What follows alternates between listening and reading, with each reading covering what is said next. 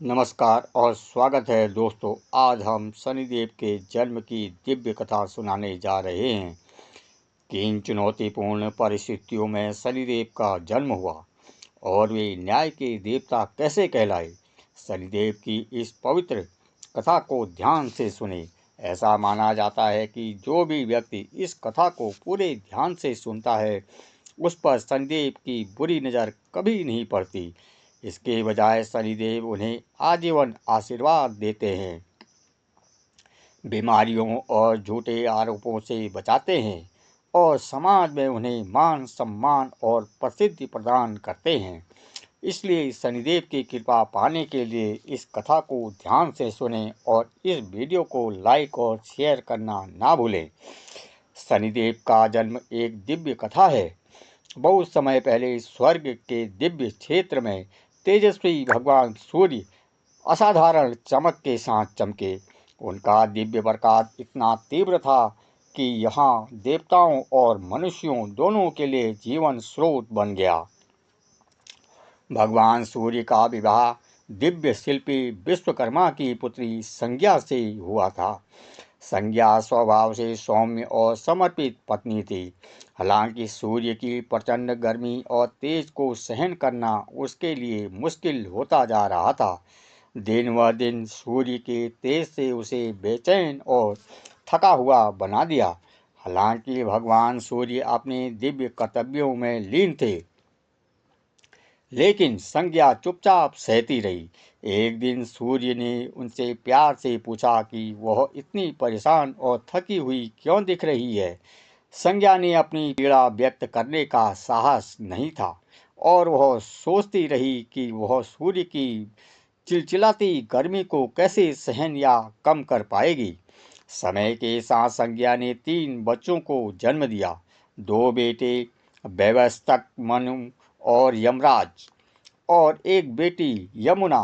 फिर भी मातृत्व के बावजूद सूर्य की प्रचंड गर्मी से उनका दुख कम नहीं हुआ।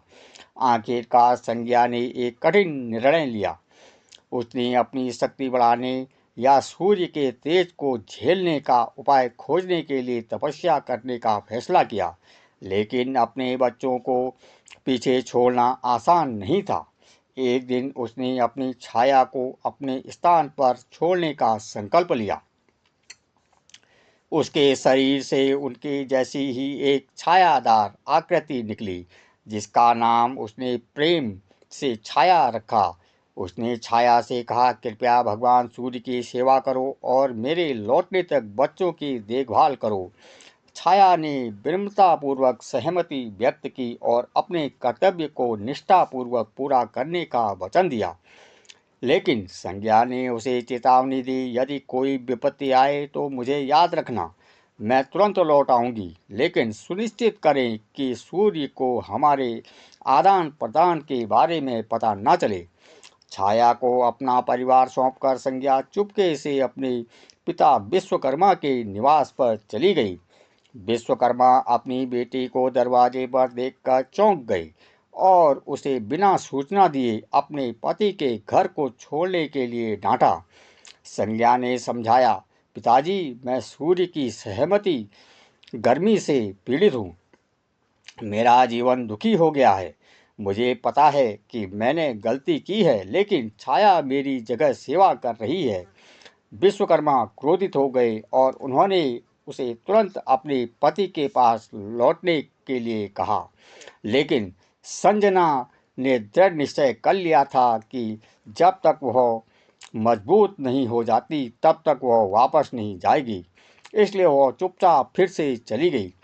इस बार उत्तर कुरु के घने जंगलों में, जहां उसने घोड़ी के रूप धारण किया और सूर्य की गर्मी को सहने की शक्ति प्राप्त करने या इसे कम करने का कोई तरीका खोजने के लिए गहन तपस्या शुरू कर दी।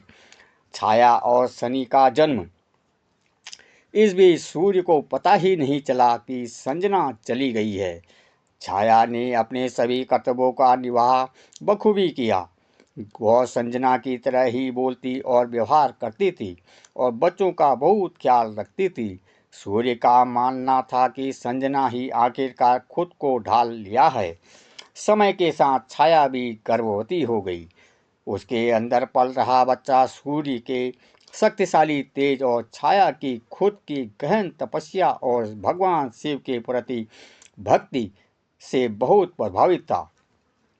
अपनी गर्भवती के दौरान भी छाया भोर में उठती, सूर्य की सीधी किरणों के नीचे नंगे पैर खड़े होकर शिव की पूजा करती और खाने पीने से परहेज करती।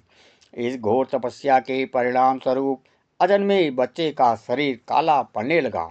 सूर्य की गर्मी और तपस्या की अग्नि को अवशोषित करते हुए अनजाने में छाया के गर्भ से एक बच्चा पैदा हो गया, जिसका त्वचा रात की तरह काली थी। शक्तिशाली, तीव्र और दिव्य समय के साथ उसने भयंकर आंखों और अजीब आभा वाले एक काले बच्चे को जन्म दिया। जब सूर्य ने इस काले बच्चे को देखा तो वह हैरान रह गए और तुरंत बच्चे के माता पिता पर संदेह करने लगे। मेरे वंश में ऐसा काला बच्चा कैसे पैदा हो सकता है? उसने कहा। अहंकार और संदेह से अंधे होकर सूर्य ने सबसे पहले छाया पर बेवफाई का आरोप लगाया और आदेश दिया कि उसे और बच्चे को निर्वासित कर दिया जाएगा। छाया का दिल टूट गया। समझने की कोशिश की, मेरे प्रभु, बच्चे का रंग मेरी तपस्या और आपकी कठोर किरणों के कारण है, किसी पाप के कारण नहीं। कृपया मुझ पर संदेह ना करें। लेकिन सूर्य ने क्रोध में आकर सुनने से इनकार कर दिया और उसे शिशु के साथ निर्वासित कर दिया। यह सुनकर छाया फूट फूट कर रोने लगी। नवजात शिशु ने भी अपनी माँ के दर्द को महसूस किया और जोर जोर से रोने लगा। उस क्षण बच्चे ने अपनी आंखें खोली और सीधे सूर्य की ओर देखा। उसकी पुतलियों में एक दिव्य अग्नि भड़क उठी।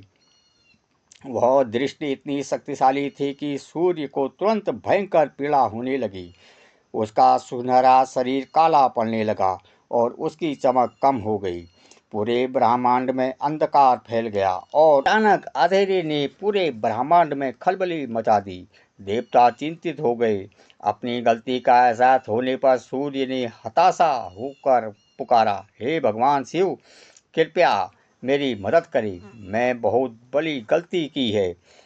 रोना सुनकर भगवान शिव दिव्य तेज के साथ प्रकट हुए और सूर्य को डांटा, हे सूर्य, अपने अभिमान और क्रोध में आपने अपनी निर्दोष पत्नी और बच्चे के साथ अन्याय किया है।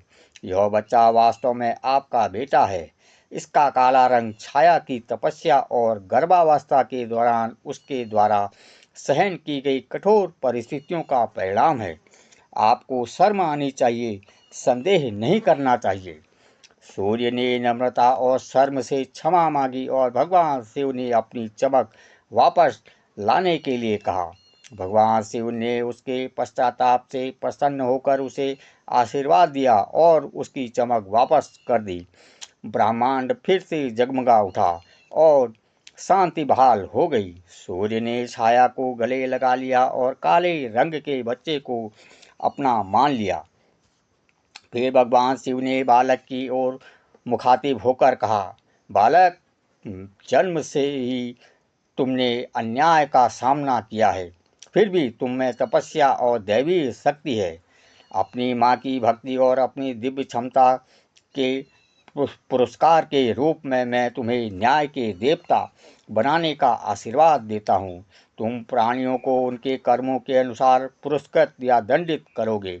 तुम शनि के नाम से जाने जाओगे और 9 ग्रहों में से एक होगे। सभी ग्रहों में तुम्हारा स्थान सबसे ऊंचा और अद्वितीय होगा। सप्ताह में एक दिन शनिवार तुम्हारे नाम का होगा। जो लोग इस दिन तुम्हारी पूजा करेंगे वे दुखों से मुक्त होंगे। यह सुनकर नवजात शिशु यौवन और दिव्यांता में चमकने लगा। छाया बहुत खुश हुई और उसने अपने बेटे को आशीर्वाद देने के लिए शिव को धन्यवाद दिया। बाद में जब असली संज्ञा अपनी तपस्या से लौटी तो पूरे परिवार फिर से एक हो गया। सूर्य ने अब विनम्रता का मूल्य सीख लिया था और अपने सभी बच्चों के साथ समान व्यवहार करता था। शनिदेव जो हमेशा अपने माता पिता और भगवान शिव के प्रति समर्पित रहे थे, ने अपने दिव्य कर्तव्यों को स्वीकार किया। वे क्रूर लेकिन न्यायप्रिय ग्रह बन गए, जो बिना किसी पक्षपात के न्याय करते हैं। आज भी भगवान शनि को हिंदू धर्म में ऐसे ग्रह के रूप में पूजा जाता है जो प्रत्येक प्राणी को उसके कर्मों का फल देते हैं। उनकी दृष्टि से दुष्ट लोग डरते हैं, लेकिन धर्मी और भक्त लोगों के लिए वे दयालु और सुरक्षात्मक होते हैं।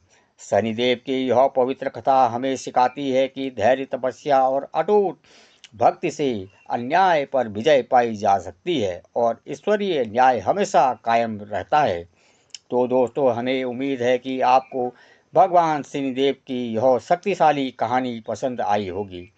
कृपया वीडियो को लाइक करें, जय शनिदेव कमेंट करके इसे अपने परिवार के साथ शेयर करें और हमारे चैनल को सब्सक्राइब करें। आप सभी का धन्यवाद। जय सिया राम।